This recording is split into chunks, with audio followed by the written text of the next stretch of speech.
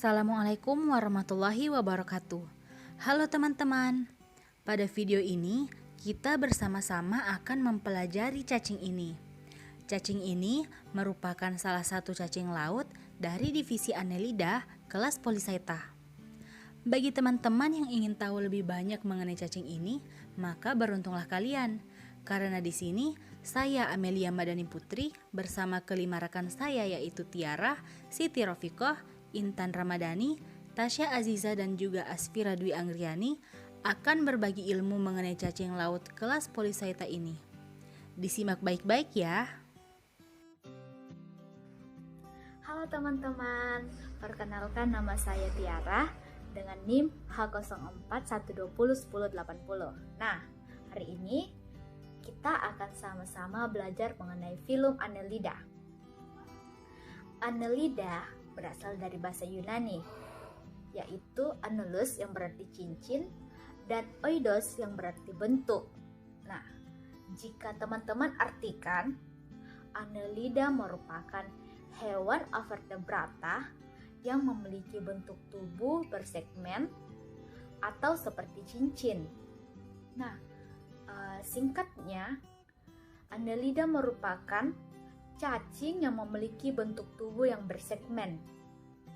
Nah, hewan atau spesies cacing yang termasuk dalam filum Annelida itu hidup di lautan, air tawar dan maupun tanah yang lembab. Kemudian mereka akan hidup secara bebas. Nah, teman-teman, selanjutnya kita akan melihat beberapa ciri-ciri yang terdapat dalam filum Annelida. Yang pertama, dari bentuk tubuhnya sendiri itu memiliki segmen dan terdapat otot. Nah, seperti yang dilihat pada gambar, di mana bentuk tubuhnya itu tersusun atas segmen-segmen atau seperti cincin. Dan yang kedua, bersifat tripoblastik selomata, simetri bilateral, dan segmen metameri. Di mana kita bahas dari tripoblastik selomata. Tripoblastik sendiri itu merupakan hewan yang memiliki 3 lapisan embrional atau 3 lapisan lembaga, yaitu exoderm, mesoderm, dan endoderm. Selomata sendiri itu dapat dikatakan sebagai rongga. Nah, jika diartikan, tripoblastik selomata ini merupakan hewan dengan 3 lapisan tubuh yang memiliki rongga tubuh sejati dan dilapisi oleh jaringan yang berasal dari mesoderm. Kemudian tadi ada sifat simetri bilateral, di mana ketika dilakukan pembedahan dari ujung kepala hingga ujung ekor akan didapatkan sisi yang sama antara sisi kiri maupun sisi kanan. Nah, yang sifat ketiga tadi itu yang sudah saya sebutkan ada segmen metameri, di mana setiap segmen-segmen dari tubuh spesies filum Annelida itu sendiri memiliki organel yang hampir sama. Nah, selanjutnya sifat yang ketiga yang dapat kita lihat itu adalah dari sistem pencernaannya yang bisa terbilang hampir sempurna. Kemudian dari sistem respirasinya sendiri dapat kita lihat bahwa spesies dalam filum Annelida itu sendiri akan bernapas melalui permukaan kulit dan dilakukan secara difusi. Nah, sifat yang kelima yang dapat kita lihat adalah pada hewan filum Annelida ini merupakan hewan hemaprodit, di mana dalam satu individu akan terdapat 2 jenis kelamin. Nah, teman-teman, ternyata dalam filum Annelida itu sendiri terdapat 3 kelas. Namun, pada hari ini kita akan berfokus membahas mengenai filum Polychaeta. Nah, selanjutnya kita akan membahas mengenai kelas Polychaeta. Polychaeta sendiri ini berasal dari bahasa Yunani yang terdiri dari 2 kata. Yang pertama poly yang artinya banyak, dan yang kedua itu chaeta yang berarti rambut. Nah, jadi Polychaeta ini dapat diartikan sebagai kelas dari filum Annelida yang memiliki banyak rambut. Polychaeta memiliki tubuh yang bersegmen dengan struktur mirip daging yang berbentuk mirip dayung atau biasa dikenal dengan parapodia, dan ketika dia tunggal akan disebut sebagai parapodium. Kemudian parapodia ini berperan sebagai insan karena terdapat pembuluh darah halus. Kemudian di setiap parapodium ini terdapat rambut halus yang sifatnya kaku dan disebut seta. Nah, rambut tersebut dilapisi kutikula sehingga licin dan berperan sebagai alat gerak. Nah, selanjutnya Polychaeta ini terdiri atas 17 ordo, 81 famili dan 1540 genus. Setiap tubuh Polychaeta terbagi atas 3 bagian. Yang pertama itu ada bagian presegmental, di mana terdapat prostomium yang dilengkapi dengan sepasang antena. Kedua organ ini berfungsi sebagai alat peraba. Nah, yang kedua itu ada namanya prostamium. Terdapat beberapa bintil mata, kemudian terdapat segmental pada deretan segmen tubuh. Deretan segmen tubuh bagian depan biasa disebut dengan toraks, dan sedangkan untuk segmen tubuh bagian belakang biasa disebut dengan abdomen. Nah, pada setiap segmen tubuh terdapat 2 pasang podia atau kaki. Sepasang podia pada sisi atas segmen tubuh disebut notopodia, dan sepasang pada sisi bawah disebut neuropodia. Nah, kemudian terdapat pas segmental terdapat pisidium, anus, dan sepasang anal ciris. Oke, selanjutnya umur dari Polychaeta ini bertahan sekitar 2 tahun saja. Namun ada yang lebih singkat, ada yang hanya 30-45 hari saja. Nah, hewan ini memiliki metameri sempurna dengan tubuh yang lunak, langsing, dan berbentuk silindris, serta mempunyai warna yang menarik seperti warna merah, hijau, biru, coklat, dan lain-lainnya.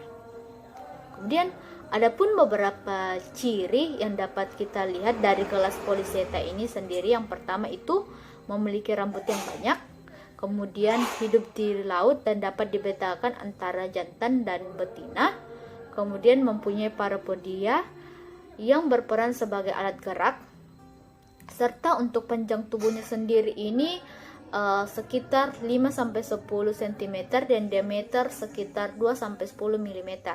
Kemudian hidup secara bebas. Baik, selanjutnya yaitu ada sistem pencernaan pada filum Annelida kelas Polychaeta, di mana Annelida mencerna makanan secara ekstraseluler. Sistem pencernaannya sudah lengkap, yaitu terdiri dari mulut, paring, esofagus atau kerongkongan, usus, dan anus. Di mana pada mulut ini dilengkapi dengan gigi kitin yang berada di ujung depan dan ada anus di ujung belakang. Mulut Polychaeta berbeda-beda tergantung dari jenis makanannya. Polychaeta memiliki sepasang rahang dan faring yang dapat bergerak dengan cepat. Ini memungkinkan untuk memangsa atau menangkap makanan. Adapun saluran pencernaan pada Polychaeta merupakan tabung sederhana, biasanya yaitu pada bagian perut di setiap segmen. Cara makan Polychaeta terbagi menjadi beberapa tipe, yaitu yang pertama ada raptorial feeder, ada deposit feeder, dan filter feeder. Raptorial feeder yaitu vertebrata kecil ditangkap dengan faring atau proboscis yang dijulurkan dan terdapat rahang kitin. Kemudian deposit feeder yaitu menelan pasir atau lumpur, lalu bahan organik dicerna dan partikel mineralnya dikeluarkan melalui anus atau melalui tentakel silia yang berlendir. Yang terakhir yaitu ada filter feeder, yaitu menyaring plankton dengan menggunakan mulut. Baiklah teman-teman, sekarang kita akan membahas materi selanjutnya, yaitu mengenai sistem reproduksi pada cacing laut Polychaeta. Nah, sama halnya dengan makhluk hidup lainnya, cacing laut Polychaeta juga perlu berkembang biak untuk mempertahankan jenisnya agar tidak punah. di mana perkembangbiakan pada cacing laut Polychaeta dilakukan melalui reproduksi. Reproduksi pada cacing laut Polychaeta secara garis besar dapat dilakukan dengan dua cara, yaitu secara klonal untuk reproduksi aseksual dan secara epitoki untuk reproduksi seksual. Yang pertama yaitu reproduksi secara epitoki atau seksual, di mana separuh atau seluruh bagian tubuh cacing pada masa-masa tertentu akan menjadi matang kelamin. Pembuahan dilakukan di luar tubuh, terutama pada saat berada di dalam air.